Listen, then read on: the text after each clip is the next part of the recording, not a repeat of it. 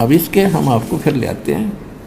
अब हम 9 में ऋग्वेद मंडल नंबर 9 सूक्त मंत्र 1 मंडल 1 का सूक्त 1 का मंत्र 8 पढ़ रहे थे। यहाँ बात अटकी थी।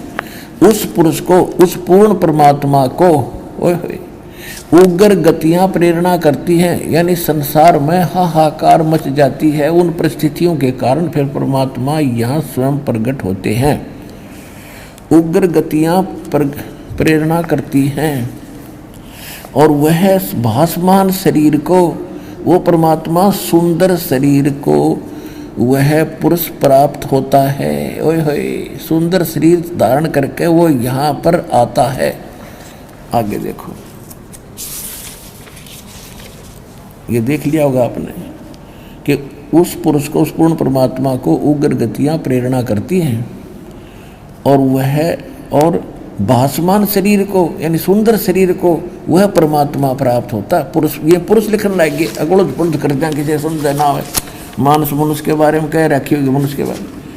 अब और जिसमें 3 प्रकार से दूसरों का वारण माने कल्याण करने वाला वो मधु में शरीर मिलता है। अब यहाँ वास्तविकता इसकी ये है कि वो परमात्मा 3 प्रकार से सबका कल्याण करने के लिए, देखभाल करने के लिए 3 स्थिति है उस मालिक के शरीर की। एक रूप में तो वो ऊपर रहता है, तेजों में शरीर है, करोड़ सूर्य में राजे, करोड़ चंद्रमा से एक रोम की शोभा है।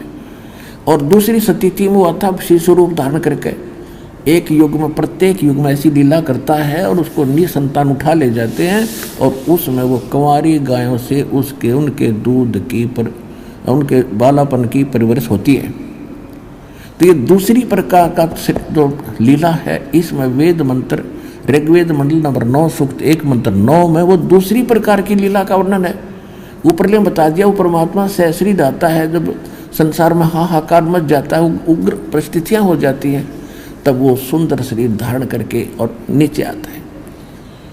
और फिर क्या होता है, उसकी परवरिश की शिशु रूप धारण करके आता है। देखो, अब ऋग्वेद मंडल नंबर 9 और सूक्त 1 मंत्र 9 को हम पढ़ेंगे। 8 पढ़ लिया हमने। उस सोम माने अमर परमात्मा को, सोम स्वभाव रूप परमात्मा को, और सोम माने परमात्मा, ये प्रथम मंत्र में खुद कर ही रहे हैं। यहाँ पुरुष श्रद्धालु पुरुष लिख दिया। उस अमर परमात्मा को जो शिशु रूप धार के आता है कुमार अवस्था में, अभी अदन्या, अभी माने पूर्ण रूप से, अदन्या माने बिना दनाई, अनटच्ड, जिसको बैल ने टच ना किया हो कभी, कंवारी, धेनव माने गौवें, शनंती माने तृप्त करती हैं, यानी उनके परवरिश की लीला कंवारी गायों से होती है। ही इज गॉड, जो शिशु रूप धारण करके आता है।